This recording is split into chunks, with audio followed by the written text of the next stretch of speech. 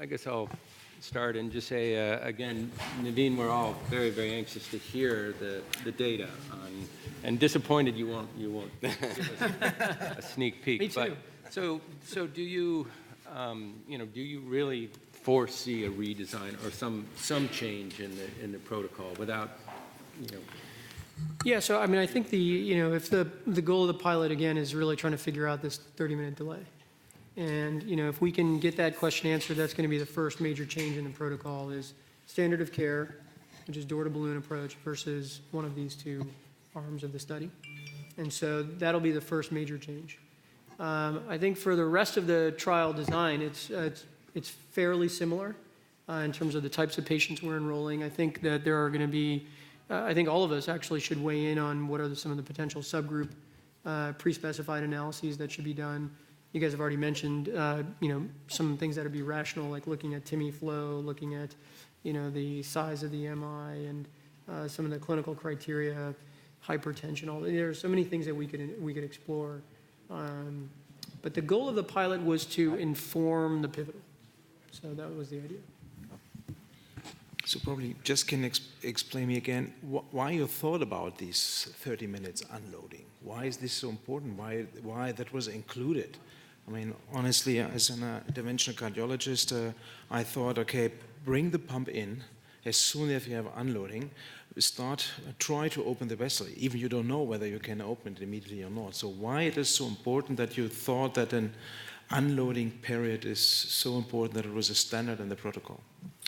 Yeah, I mean, I think that's a lot of what we've been discussing. Luckily, I know that you're also a physiologist and a biologist.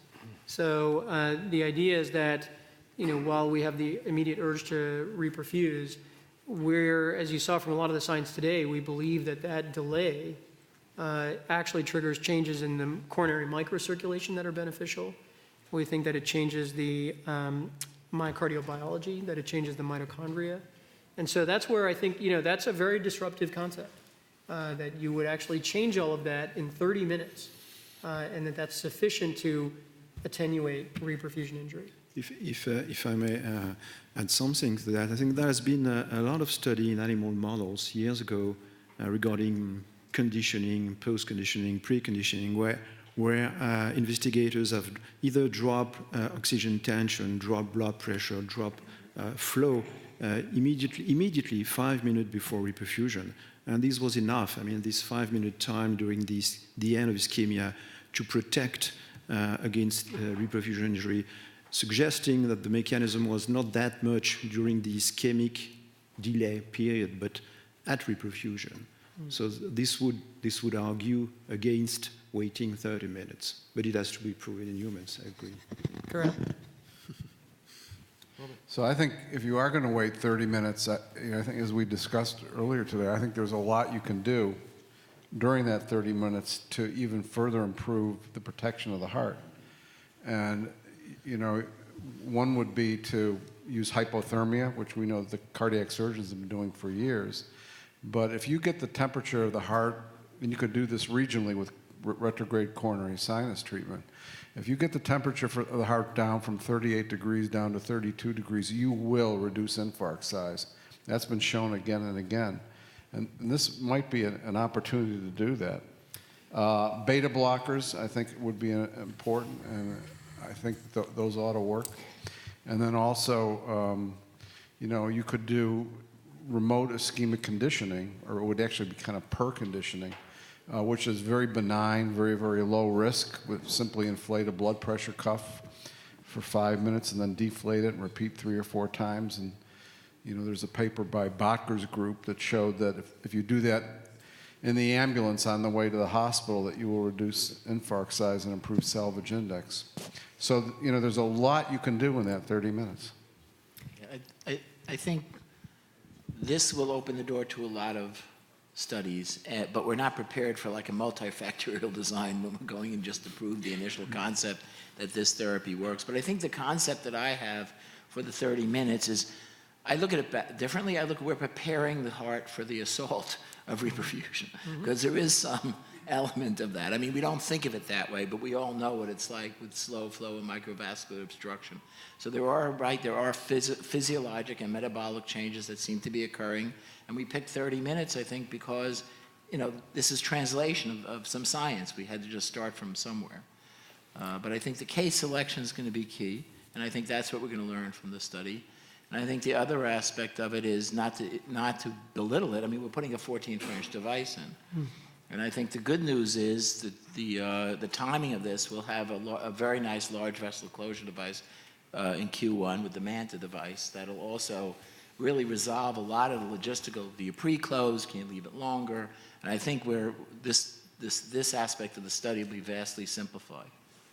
Yeah, I think that's a critically important part is the vascular, you know, and it's not, and, you know, as you saw from Haroon's case, I mean, the insertion of the pump, you know, that's actually quite smooth. And in fact, you know, that's really, you know, been really focused on. But removal of the pump, you know, and also the timing, how long has the pump been in, and I think those dynamics, you know, there's still a heterogeneous approach to how we remove impellas in general. And if you're comparing against standard of care, which is radial, then I think that's where, for the study design on the pivotal, we're going to really need to focus on vascular, just to make sure that, you know, let's theorize that we got a significant reduction in infarct size in the pivotal. If you match that with a significant increase in limb ischemia, limb loss, then, you know, it's a net neutral. So that's going to be an important one going forward. Thank you for this interesting trial data. I'm here. You could also look at the concept not as a deferred reperfusion, but as a slow ramp reperfusion, because changing the collateral flow and the intraventricular pressure initially will certainly lead to some reperfusion in certain areas of the heart. And so avoiding this immediate step-up reperfusion, which is clinically manifest in some patients who describe immediate chest pain after opening a large infarct vessel early, might be another view to look at it. Yeah, I agree. I mean, I think even the idea of the preconditioning, you know, coronary preconditioning, post-conditioning, all of that is, and slow reperfusion. You know, the functional reperfusion data that we showed earlier sort of starts to get at that question is, you know, reperfusing an area at risk without opening the culprit vessel itself. And so we believe that just by releasing that wall tension, as I was discussing with Thorsten and others today, that may already start some of that slow reperfusion. But instead of reperfusing from the center of the area at risk outward, that you would actually reperfuse from the periphery, the peri-infarct zone inward, and that somehow may be better than going into the necrotic core and then releasing factors from the center of a penumbra type effect. I like this concept that you have unloading and you start immediately with an improvement in perfusion since you reduce wall stress. The microvascular is already optimized, so these 30 minutes unloading is still already also a period where you improve the vascular blood flow by attaching the microvascular. That could be one of the answers, that you have a good chance to improve that if you wait.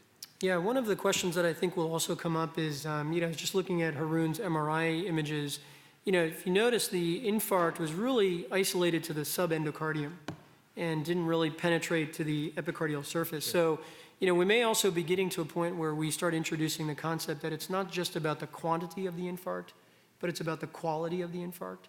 So if we find that there's, you know, the transmurality of the infarct as well as the heterogeneous, you know, pattern where you see areas of perfused myocardium mixed with areas that had some injury, that may be better than having just that dense transmural infarct. So the transmurality index is another thing that we'll see if that pans out. Yeah, Tom Lassar, University of Arizona. It was really a thrill to be part of DTU safety study. And so I have a couple of questions. Hopefully they won't be too involved. But the first is, do we have any reason to believe that the effects of unloading would be different for other than large anterior MIs? This was confined to LAD. And second of all would be the timing of the angiogram. We do know that we have Takotsubo syndrome, and I can tell you that several times a month we have something that looks for all intents and purposes like a large anterior MI. and it turns out to be Takotsubo, putting a 14 French cannula in somebody who has normal coronaries is a big proposition in terms of the risk of vascular injury and so on and so forth. So. Yeah, so those are great points. I think that the Takotsubo question definitely comes up. It's a not a common entity as compared to anterior STEMI. But we will certainly think about the timing of the angiogram. I think that and so that's a great question that we have still to remain on the study design. And then the question of whether it's anterior or non-anterior. Anterior is a little bit more of an early penetration point into this field because it's a large myocardium at risk. But going forward, I think that sort of analysis of trying to look at area at risk as a determinant of benefit or the magnitude of salvage is something that we must look at. Yes. Yeah, just a comment to the Takotsubo. It's not so rare as we thought in the past.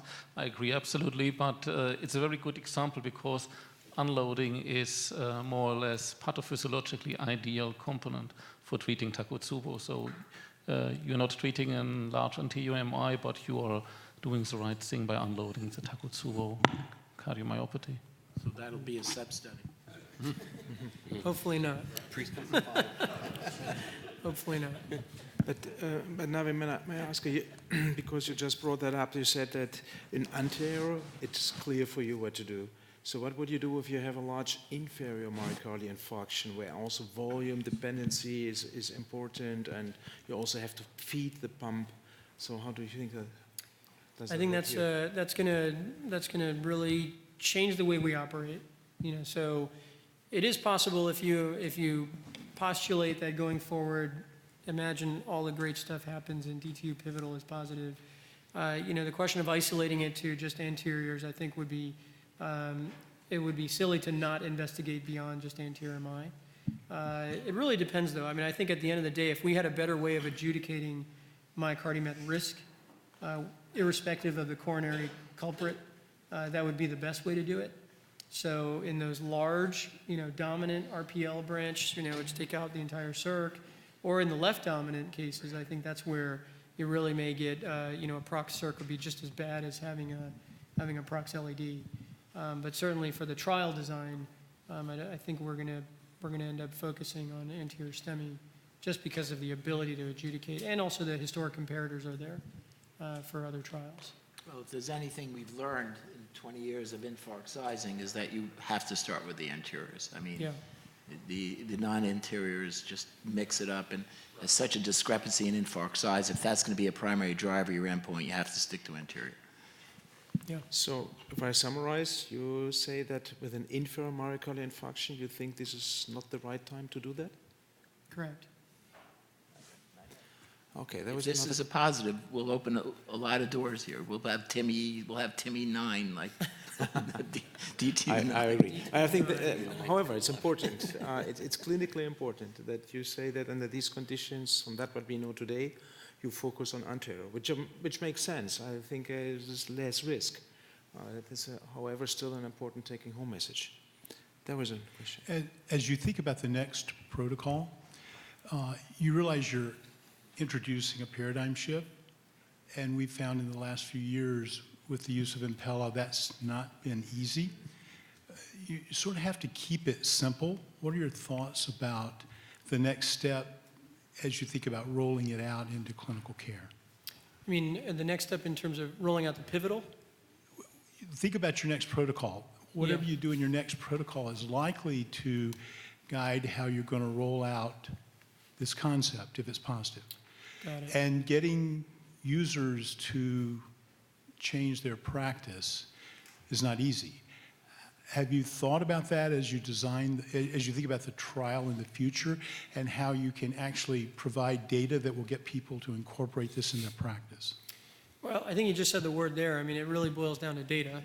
And the data, I think at the end of the day, people are going to look at this very differently. The heart failure folks are going to read the DTU readout from a heart failure perspective. Did you change remodeling indices, months later?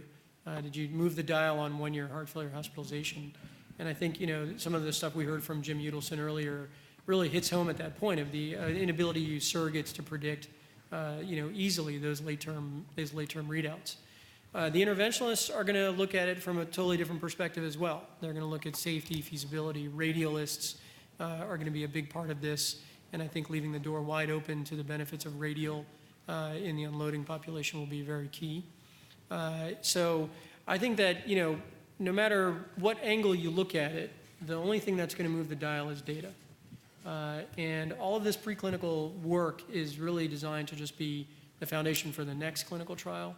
But the pivotal, I think, outside of data and having a clear design with pre-specified analyses that look at specific populations and showing the data, I think the other message really for all of us as you engage the media or if you engage other folks about the DTU concept is that we are looking at a way to change the trajectory of heart failure. This is an interventional approach to reduce the burden of heart failure. And so I think that message is probably the one to focus on because right now there's no way to do that. So there are a lot of people that, still see support as unloading, even though it's not. And I'm just wondering how you would treat that. Like at a low flow ECMO, it doesn't move the curve in the right direction, but it doesn't do that much. I mean, are you going to, make it clear that this is just Impella, or do you think that there are other modalities that might also do the same thing or similar? Yeah, so I think the take-home message, and Dan, you can field this one, is unloading, the way I answer that question is unloading is a principle, it's not a pump. And the bottom line is right now, if you want to achieve the way Dan launched the meeting, the definition of LV unloading, I think the most efficient way to do that is with a transvalvular pump. The ECMO, as you just heard through the entire meeting today, it's not clear that ECMO across patients will achieve a reduction in LV pressure and volume and workload. And in fact, it's part of the reason why we embarked on all those preclinical studies. And Lara, our preclinical surgeon, has been doing ECMO and ECPella in pig models into the night. Really was to answer that question is, can this be done with any platform? And Dan, do you have any thoughts about whether or not, what other platforms you could use to unload? No, I think that the evidence is pretty clear that if you have, and which you cannot do in animals or patients, but what you can do in silico, is you can say, here's a patient condition, and I put him on ECMO and I put him on Impella. You will always, under equal conditions, get more unloading with Impella. That's just the way it works because, and this is something that you can't necessarily, may not be able to tease out in animals because there are many, many factors that change variably unless you did a lot of animals. And you'll never be able to sort it out in patients, I don't think. So I just think that all things being equal, you can never get the same amount of unloading with ECMO as LVAD. And then beyond that, why do you want to deal with extracorporeal circulation? I mean, there's other practical issues and large bore cannulas, multiple. There are also practical issues here of implementation. Hi, as you know, I've been interested in this for a long time. I want to encourage, that we look at other modes of perfusion as well, not just drug therapy during the unloading phase, specifically counterpulsatile flow. In experiments that we did back in the early 80s showed much larger infarct reductions than non-pulsatile flow. Also limited the area of microvascular damage to 8% of the area at risk, and lowered the myocardial infarct size to 17% of the area at risk, which was much greater than we saw with non-pulsatile flow. So I would encourage, although the technology is not there yet, that hopefully someday it will, and that other flow modalities might be something worth investigating as well. Yeah, that's a great point. I think the maintaining just pulsatility in general, I think is beneficial. And this idea of pulsatile flow through the coronary circulation is one that we got a lot of great feedback from everyone today about coronary flow circulation in our studies, and pulsatility is going to be critical. Surely you've gotten some comment or will get comment about what the control group is. You're really not controlling with you're really not controlling with standard of care in your safety trial, and when you go forward with a pivotal trial, how do you answer that question? Because I can see that being asked frequently. Jeff, what do you think about that one? Well, I mean, we had two objectives here, right? Number one was the safety, and this is a pilot study, and when you're talking about overall safety, the vascular issue is one of the primary ones. That's the real differentiator. And here you have an N of 50. That's number one. If you had a standard of care control group, you would have lost that number and really get the confidence intervals. And the other one is, are we harming the patient by increasing infarct size? We're not going to get a mortality signal in a small group like this, but if we were going in the wrong direction on infarct size, we know we're on the wrong path. The point of this is we don't know, and that's why we're going to do a pivotal trial. I mean, to me, that's the answer. We have OPCs. We know the general risks of myocardial infarctions from, scores of MI trials with primary PCI. So we can assess that, and I think that will satisfy most of the IRBs. So I think that's the real rationale. It's safety about the introduction and the timing, and I think that's what we're trying to answer with this. It's a pilot. That's the key. Well, the pivotal is going to be against standard of care. I mean, that's what it has to be. I mean, I don't think I'm letting out any secrets. I mean, we're going to have a standard of care in AMIs versus whatever we derive, if this trial proves it worthy, to have a delayed reperfusion with Impella support. And it'll be powered enough to get a clinical and an imaging endpoint. One question that came up is whether there should be a sham vascular access in the control arm. No, but I think that begs the question. I mean, because what we're trying to change the paradigm. So if there's excess in vascular access issues in the control arm, what have we done? I mean, we sort of fixed the trial. I think that would be really criticized. And this sham concept, no offense, I'm not going to go into a diatribe here, but if you look at Orbita, actually, it actually lines up very well with non-sham trials. So I mean, not going to get into. Someone asked me the question. I know. I'm just saying no, but that's actually fixing it for the Impella. So I think that would be roundly criticized. In the pivotal trial, will you also be considering looking at microvascular obstruction by MRI? Yes. It's, using gadolinium or? Yes, we'll have some of that data from the pilot as well. That's good, yeah, because there's been increasing evidence that becomes an independent risk factor for MACE, independent of infarct size. Yeah. What do you think, Bob, about the timing of the MRI readout? Would you do 3 to 5 days, 30 to 6 months? So the standard in the clinical trials is usually 3 to 5 days, because it's awfully hard to do an MRI acutely. So, and I think that there's a lot of data that's accumulated with MRIs between day 3 to 5. And at that time, it's usually safe for the patient to go into the MRI unit. And can't that tell you about area at risk? Well, there's a big debate about area at risk. So, there had been evidence that, edema might be a surrogate for area at risk. The problem is if the therapy is really working, it may reduce the edema, so it may give you a falsely lower risk zone. So I think that the issue of what is the best way of measuring area at risk, the best way would be if you had some data before the patient came to the cath lab or at the time they came to the cath lab. So there's some ways of doing it that Mike Gibson has used, and that is just sort of using the length of the LAD and where the occlusion is on that length. And that is sort of a poor man's risk zone, but it actually correlates, and he's used that in some of his studies. Yeah. But the edema issue is still debated. Related to the previous question, to see if the LV is actually unloaded, and also to show that LV unloading is working, it will be nice to have EDP and simple echo measurement. The volume and pressure will give a lot of insights. So would you be thinking about including these easy assessments for the pivotal study?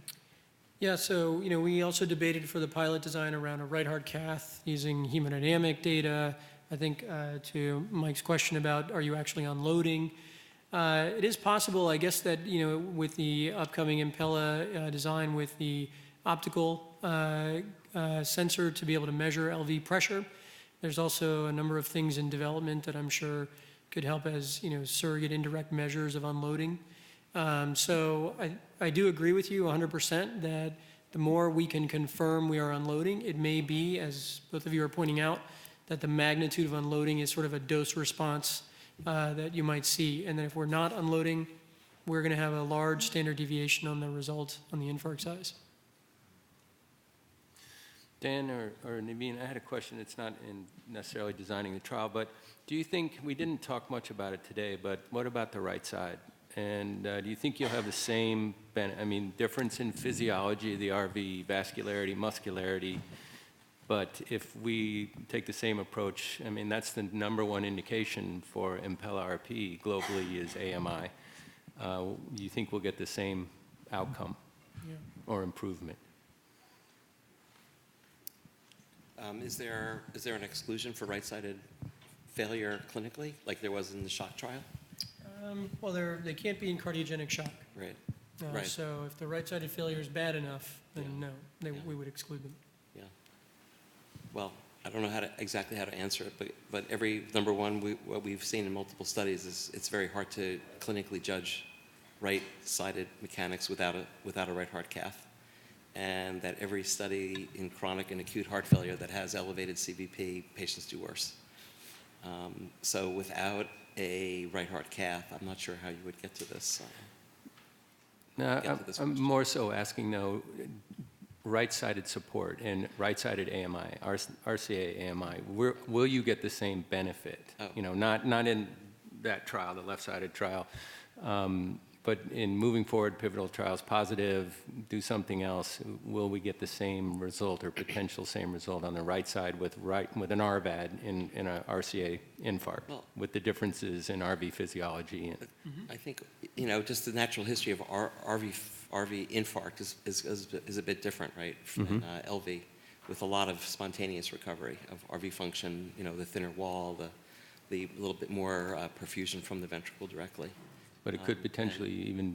And also there's already dissociation between RV pressure generation and aortic pressure. So in that regard, it's kind of unloaded, but you still have the mechanical part, so. Yeah, I think one part to be a little bit provocative on the RV side with RP is if we showed that the RP actually had a benefit in reducing right atrial pressure or reducing that coronary sinus pressure, if you increase your right atrial pressure enough, you actually see a reduction in left ventricular myocardial perfusion.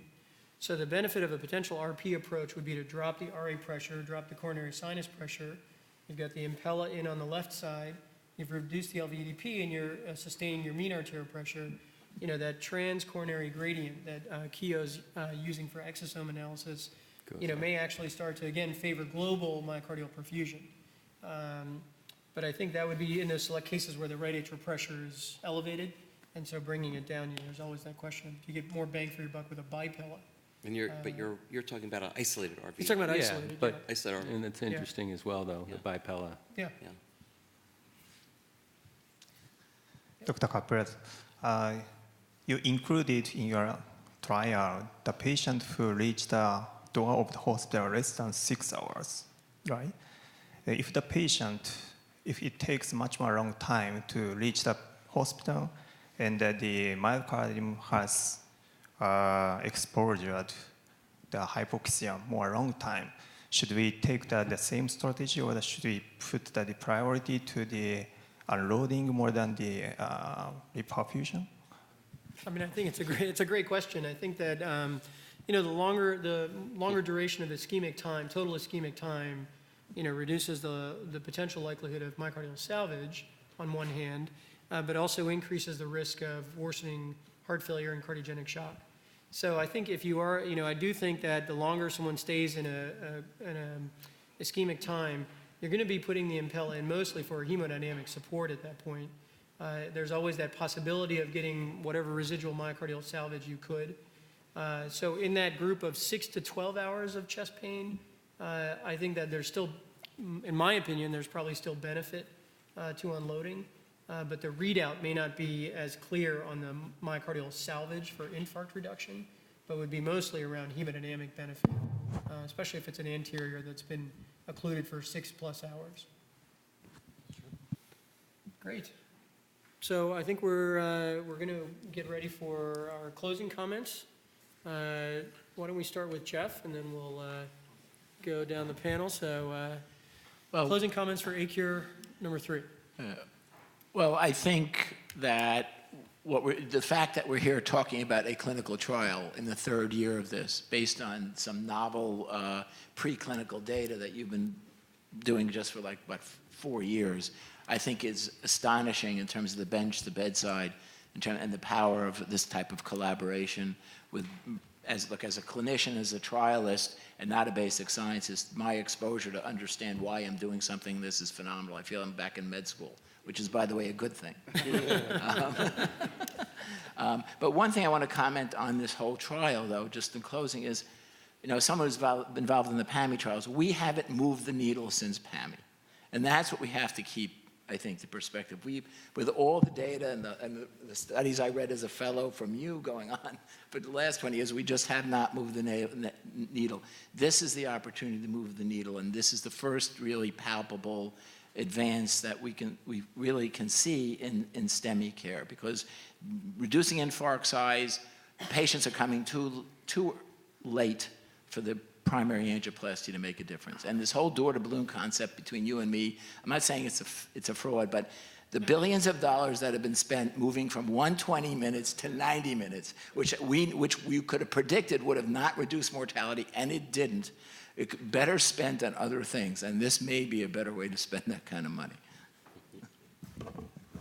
I'd like to thank Noam and Jerry and everyone for inviting me to this. It's been very exciting. I've been in the field of myocardial infarct size for many years, more than I care to admit. And I think this is very exciting. I'm really looking forward to the results of your pilot study and moving forward. And I think this really gives an opportunity for, as I said, that 30 minutes, you could protect the heart in many different ways. So I think this year, the ACURE, my expectations of the meeting were far exceeded, and I think what we've seen in comparison to last year's, as the data have been coming in faster than we can digest it, the amount of learning that is being given to the field is just astonishing. So I think that probably next year we'll even have higher expectations. So I also think that it's really great, like the poster sessions have been really fantastic to offer the opportunity to put ideas out there and not be concerned that, well, maybe you're stretching it a little bit, but I think it's really great to be able to have this forum, especially for younger investigators to start interacting and talking about their ideas. So I think that this, again, I think this really exceeded my expectations this year. Yeah, so I just want to thank everybody for coming out and participating in ACURE this year. We've got representation from all over the planet. I had a number of great conversations with young physicians, young scientists, young engineers from all over who are interested in the concept of unloading. I think it's also, as we talked about earlier, it's also important to keep in mind that the unloading science field is growing and it's translating. And so as Jeff mentioned, we're really excited about the trial. You should all feel that this is your trial. I mean, this really is our trial about unloading and recovery. So as Bill said, and earlier I showed, is that this really is the beginning of the end of the beginning.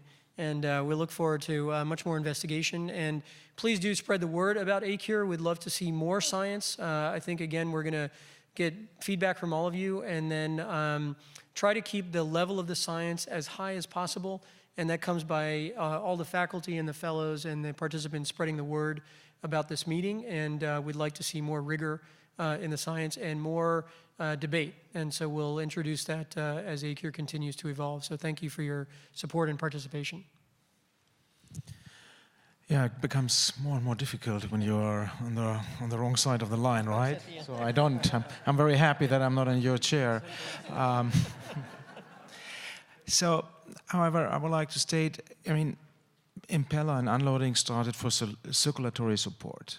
and that was important in patient with shock. Now we come here and to see, hey, this is not anymore a pure circulatory support, it's much more. And even in patients who not really necessarily need circulatory support, we can help them by a chance to reduce myocardial infarction size. And we have learned today a lot of other things for heart failure per se.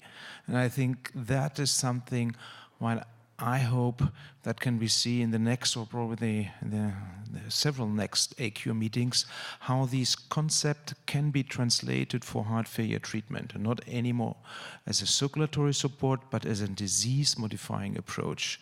And then if that would be possible, then we have really something new in our hand, from a poor circulatory support to a real heart failure medication. And that is what I would like to see in the future, and I see here steps by steps and a lot of puzzles, which motivates me to be relatively sure that this is possible. Thank you. It is my first year in this group, so I was delighted to be here this morning and this afternoon, because the quality of the presentation were absolutely great. And I think that I'm more an ischemia reperfusion injury person, both on basic science and clinical practice. But I think this unloading tool is not only a clinical tool, which is obviously of importance, but it's also a tool to understand the pathophysiology of ischemia reperfusion injury. And it makes a great link between infarct size and recovery of function. And I think this is an aspect in terms of pathophysiology which is very exciting, and this will probably provide in the years to come additional benefit for treating patients on top of unloading. So it's opening new avenues, I think, in the treatment of STEMI patients specifically. So thank you for that. Well, Carson, you're right. There's not much left for me to say. But I would like to thank Abiomed for their support in this. It's been many years that they've been really supporting the clinicians, supporting the cause, the concept, and obviously the fundamental goal being improvement in patient outcome. And so it's been amazing to see the data start to appear in the literature, and then the basic science that's being supported and being done and being presented at this meeting. So certainly need to thank Abiomed for their support.